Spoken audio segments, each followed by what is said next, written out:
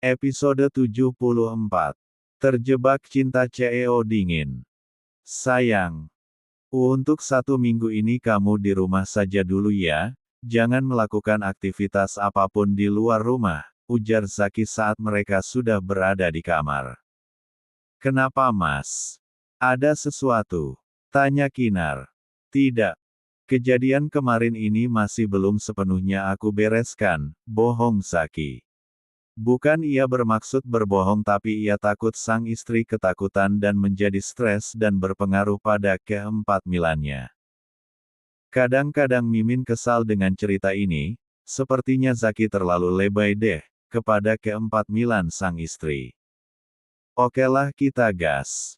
Oh, aku janji akan segera menyelesaikannya. Fokus kamu hanya pada anak-anak kita yang saat ini ada di dalam keempat-dungan kamu ini, tutur Zaki mengecup pucuk kepala sang istri. Iya. Jujur Kinar sebenarnya merasa ada sesuatu yang sedang disembunyikan oleh suaminya. Namunlah tidaklah bodoh membaca situasi, tapi ia tak ingin ikut campur dalam urusan suaminya itu. Benar apa yang dikatakan Zaki, fokusnya saat hanya pada kehamilannya saja. Biarlah semua itu menjadi urusan suaminya. Mikirkan apa Tanya Zaki saat melihat sang istri melamun. Aku hanya takut Mas, jawab Kinar jujur. Jangan memikirkan hal lain selain kehamilan kamu sayang. Apa yang terjadi biar menjadi urusanku. Kamu cukup menjaga kesehatan kamu agar mereka baik-baik saja, ujar Zaki mengusap perut buncit Kinar. Iya Mas. Jawab Kinar. Kamu istirahat saja duluan ya, aku mau cek pekerjaan aku sebentar, ujar Zaki. Di sini aja ya Mas, kamu cek pekerjaan kamu, jawab Kinar. Kenapa? Tanya Zaki. Aku mau tidur ditemani kamu, jawab Kinar. Baiklah.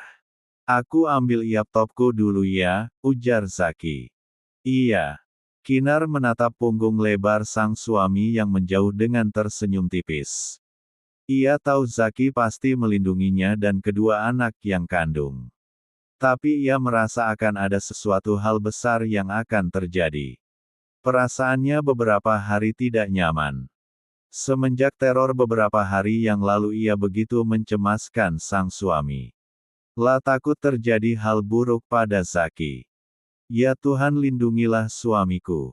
Apapun masalah yang ia hadapi mudahkanlah ya Tuhan, batin Kinar.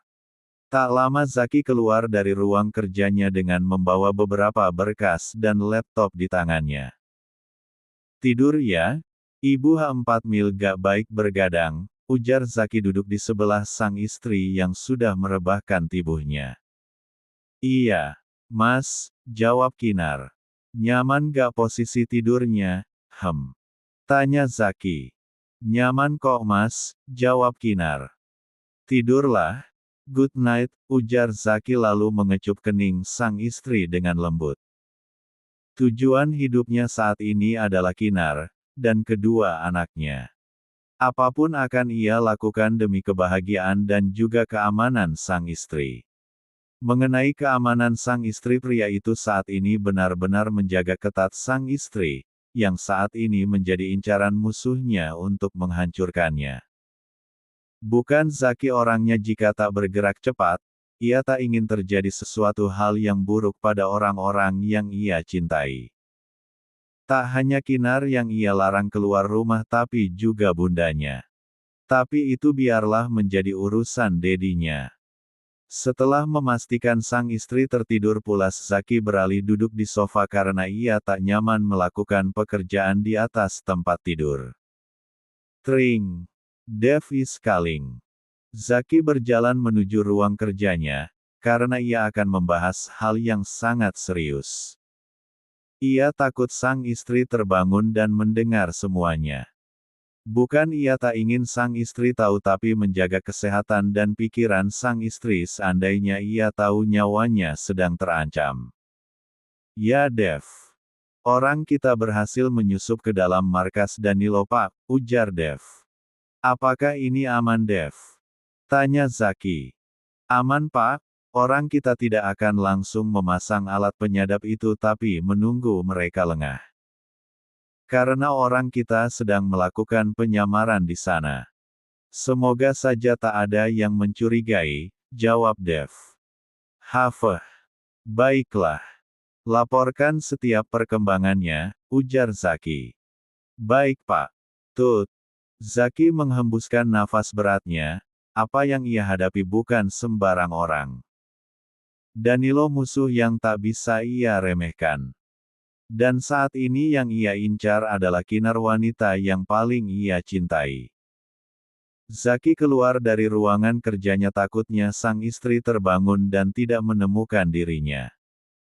Zaki tersenyum melihat sang istri yang tidur dengan begitu lelap. Aku akan melakukan apapun untuk kalian, batin Zaki.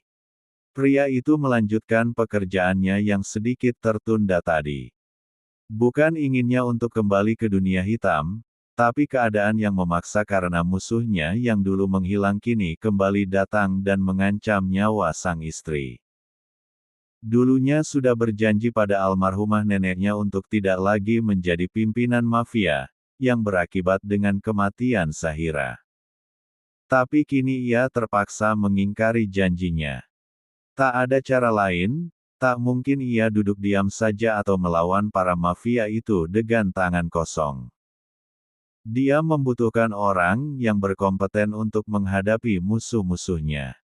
Meski pimpinan itu kini berada di tangan Dev tapi Danilo masih mengira jalah pimpinan dari para mafia yang dulu ia pimpin. Maafkan Zaki Nek, batin Zaki. Semoga suami-suami para mami-mami, bunda, pembaca setia novel Mimin sama seperti di cerita ini, suami yang penuh dengan tanggung jawab dan kasih sayang. Hehehe. Lanjut. Episode 75. Zaki keluar dari kamarnya setelah mengganti pakaiannya dengan pakaian setelan kerjanya. Pagi ini sang istri tak mengantarkannya ke bawah seperti biasanya karena tiba-tiba saja wanita itu naik lagi ke tempat tidur untuk melanjutkan tidurnya. Zaki tak mempermasalahkannya karena Bumil memang suka mengantuk. Dan itu lebih baik untuknya saat ini karena ia memang melarang sang istri untuk keluar rumah sebelum keadaan membaik dan Danilo tertangkap. Zaki. Ya Dat. Jawab Zaki saat melewati ruang keluarga. Ikut Dedi sebentar. Ujar Xavier berjalan menuju ruangan kerjanya diikuti Zaki dari belakang. Ada apa Dat? Tanya Zaki. Ponselmu mati. Tanya Xavier. Ya Dat. Ponselku kehabisan daya, jawab Zaki. Dev menghubungi Dedi. Orang kita sudah memasang alat penyadap yang terhubung dengan ponselmu. Dan satu lagi ternyata Danilo tidak berada di markas. Sampai saat ini kita belum tahu di mana keberadaan Danilo, ujar Xavier. Hafeh. Minta orang kita untuk melacak keberadaannya Dat, jawab Zaki. Sudah. Tapi mereka belum menemukan jejaknya, ujar Xavier. Berikan pengawal bayangan untuk Juwita Dat. Aku rasa dia bisa jadi target mereka karena ada hubungannya dengan keluarga kita, jawab Zaki yang teringat akan Juwita yang tadi malam datang ke sini. Pasti saat ini musuhnya memantau kediamannya dan siapa saja yang keluar masuk ke dalam kediaman orang tuanya. Dev sudah lebih dulu melakukannya, jawab Xavier. Dev.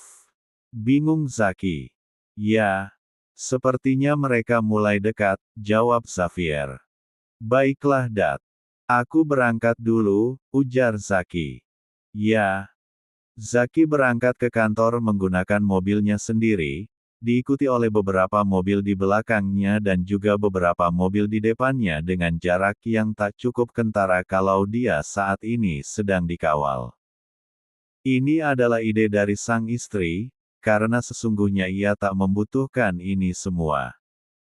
Ia bisa membabat habis musuhnya dengan tangan sendiri. Pria itu memang menguasai beberapa ilmu bela diri. Bahkan mobilnya pun dirancang anti peluru. Selama ia berkecimpung dalam dunia hitam belum ada satupun musik yang berhasil melukainya. Dan dia akan sangat kejam pada musuhnya jika keluarganya diusik. Selama ini ia dan anak buahnya memang mencari keberadaan Danilo. Tapi pria itu benar-benar licik dan sangat susah untuk menemukannya. Tapi tidak kali ini ia akan membunuh Danilo dengan tangan sendiri. Sesampainya di kantor Zaki sudah ditunggu Dev. Kedua pria dingin itu berjalan memasuki lift. Semua karyawan tampak menduduk hormat pada mereka.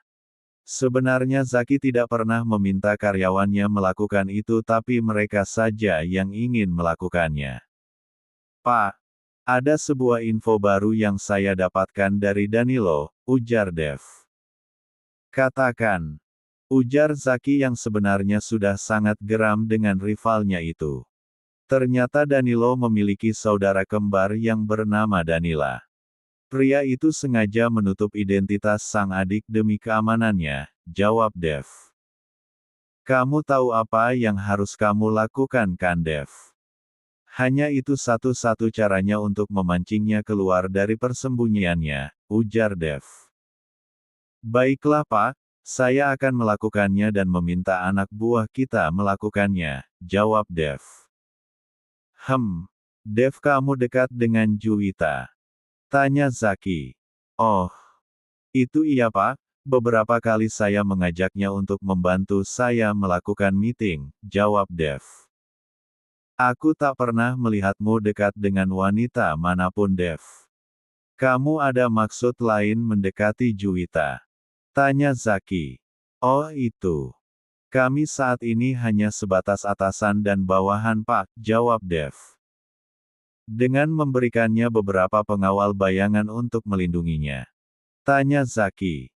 Itu saya lakukan karena dia memiliki hubungan dengan keluarga dengan Anda Pak. Apalagi beberapa hari yang lalu saya tak sengaja melihat seseorang yang mencurigakan mengikutinya. Jadi aku tugas orang kita untuk menjaganya, jawab Dev. Jika kamu menyukainya aku juga tidak masalah, ujar Zaki menatap sang asisten yang tampak salah tingkah. Itu tidak mungkin Pak, hidup saya penuh resiko dan saya tak ingin membahayakan nyawa seseorang jika saya berkomitmen. Menjadi pimpinan mafia tidaklah mudah bukan Pak?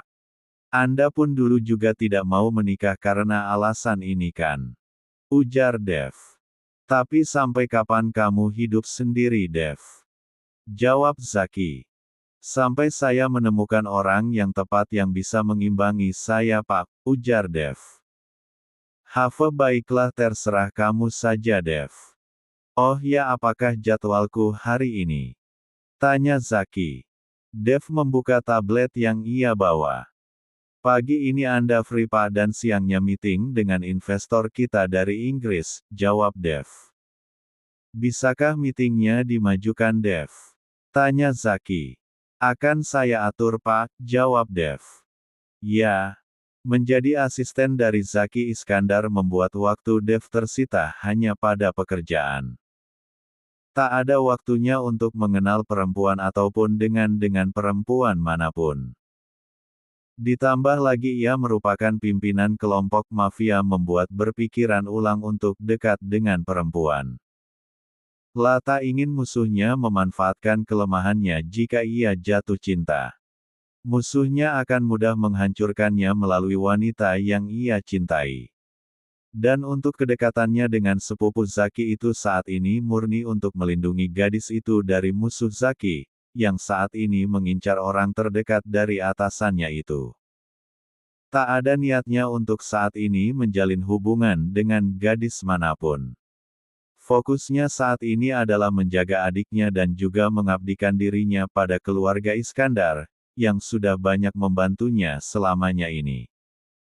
Tring. Devina is calling. Ya sayang. Mas. Aku besok akan pulang, mau dibelikan apa? Sahut Devina dari seberang. Tidak ada, Mas hanya menginginkanmu pulang dengan selamat. Itu saja, jawab Dev. Yah. Aku saat ini lagi di sebuah toko yang menjual jaket. Aku rasa kamu menyukainya, Mas, ujar Devina. Terserah kamu saja. Ingat pesan Mas, jangan percaya pria manapun yang kamu temui di sana, jawab Dev.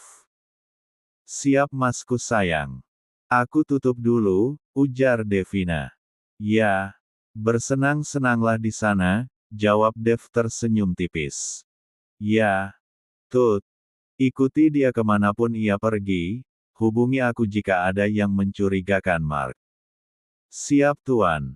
Dev menghembuskan nafas panjangnya, memiliki satu-satunya adiknya perempuan, membuatnya begitu menjaga ekstra sang adik. Hanya Devina lah satu-satunya keluarga yang dia miliki saat ini. Ia akan melakukan apapun demi kebahagiaan dan keamanan sang adik. Mungkin setelah sang adik menikah barulah ia akan memikirkan untuk menikah juga. Tapi entah kapan karena sang adik saat ini baru tamat sekolah menengah atas.